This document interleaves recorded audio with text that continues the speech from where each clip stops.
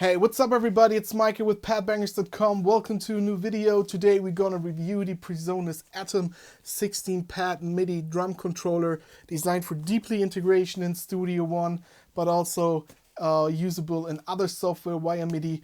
Let's check it out in detail and I will tell you all the pros and cons so you know what's up with this little thing. Let's do it.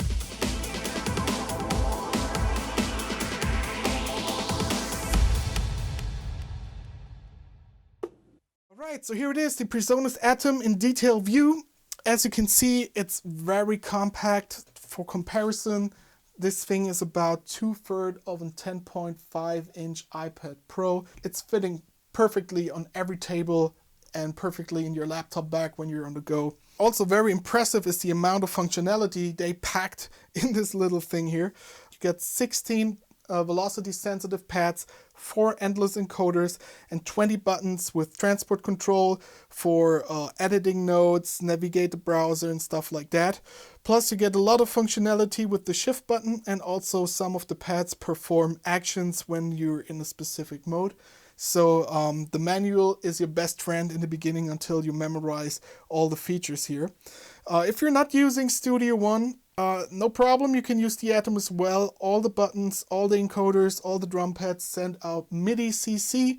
So you just set it up, map the buttons to whatever function you want in your DAW, and you're good to go. I tested it in Ableton Live with transport control and some other features, and it works perfectly fine. Quality-wise, this thing is really nice. It's a plastic housing, but it's very durable, very sturdy. Everything feels very good. The pads have a very nice pressure point.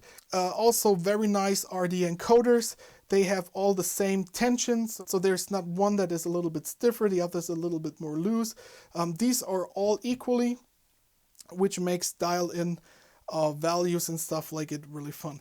Also very impressive are the LEDs because they're bright like the sun, and this thing is only powered by USB hub. There's no power supply.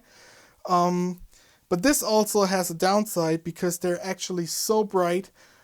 When you have it sitting on your desk and you're not working with it, it can become really distracting. And there's no way to turn it off. There's no power button, there's no key combination to turn off the LEDs, no standby mode or stuff like that.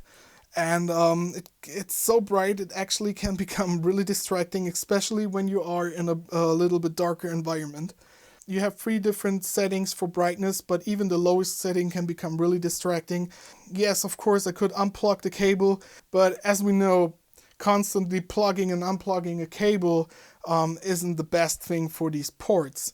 We're in Studio One now, and the first thing you notice is the Atom is ready to go because there's no hassle of setting up MIDI channels and stuff like that. You just plug it in, it's recognized in Studio One, and you're good to go. So that's a big plus.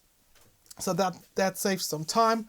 What also saves some time is all the shortcuts available here. So let's say we want to record a drum pattern. We can go to Setup, use the pads to open the browser, use the knob to navigate through the browser, or use the navigation buttons up and down. We can also use left and right to browse through folders, open and close them. So that's pretty nice. Let's say I want to load up a kit here. Let's say the modern kit, for example. I hit select and it opens up Impact XT. Now all the pads control the impact. And as you notice, sensitivity here is really good. And the pads feel just really nice.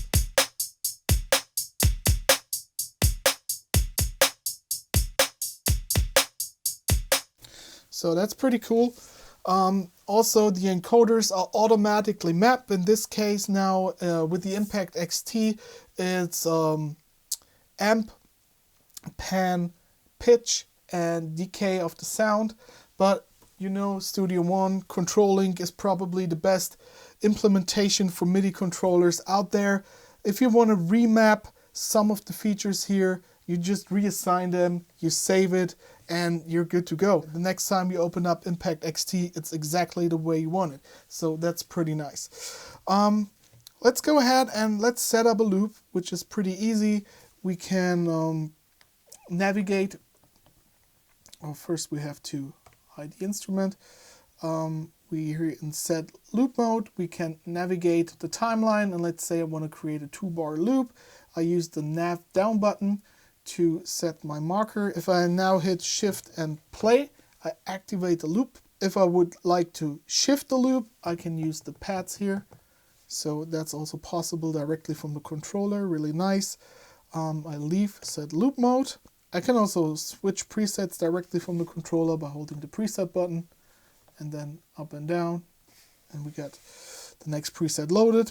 I can switch banks within Impact XT pretty easy. Also there's the full level mode, of course, and note repeat.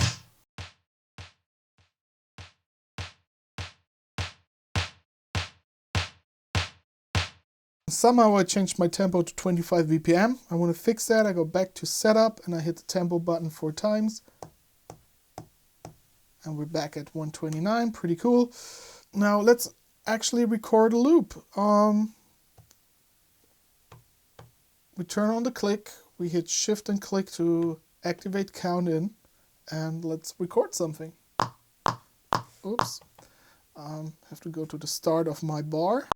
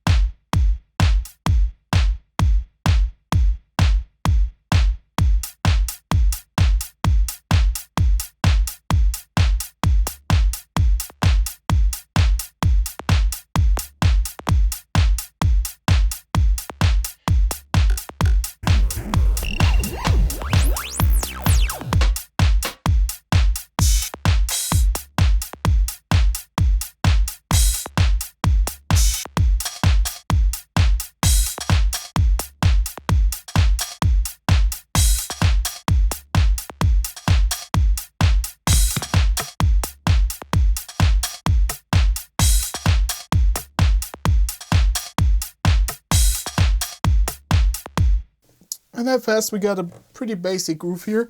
Now let's say I don't like the sounds that much. Let's just switch a preset. Preset and down.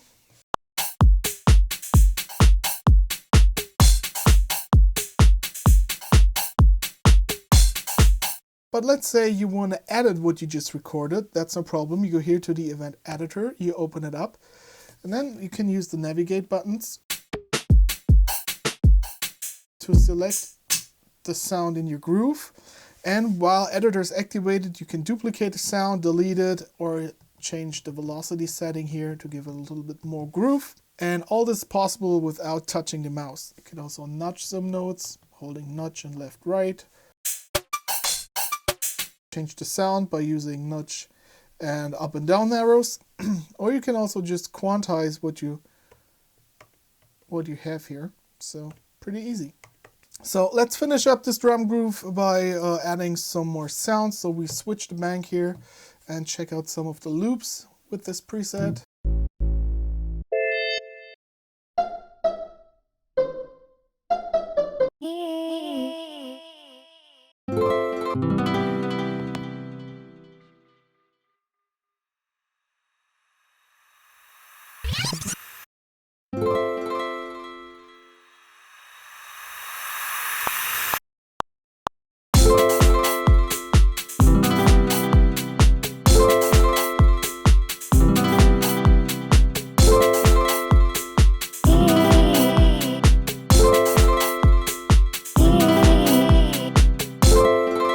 So yeah, that's basically the feature set. Of course, you could also use it with synthesizers and play notes on the pads and stuff like that. Or you could use it as a step editor for the pattern editor in Studio One. And you see, it's a lot of functionality for such a small device. Alright, so that was a quick overview over the Presonus Atom. My verdict, Presonus did a really good job here. Aside from that little distracting LED problem, which also leads to another small problem I didn't mention before, because I know this thing is meant to be used in the studio, but I was hoping I could use this with my iPad Pro when I'm on the go, and the form factor and stuff like that, it would be a perfect controller, but because of the LEDs, it's taking up too much power, and you can't use it with the iPad without a powered USB hub. But when you use it on your desktop, it's actually superb. Again, the build quality is awesome. It's incredible how many features they packed into this little device with these few buttons. Yes, you have to learn some shortcuts, but it's every time the same. You have to learn them on machine, you have to learn them on Ableton Push, you have to know your shit, you know? So you have to learn them, but once you have them down, you will be super quick using the Presonus. Good job, Presonus. Looking forward for some more controllers. Maybe next time keyboard controller. Would be really nice. So yeah, that's it from me, Mike, Padbangers.com. Hope to see you guys next time. Peace out.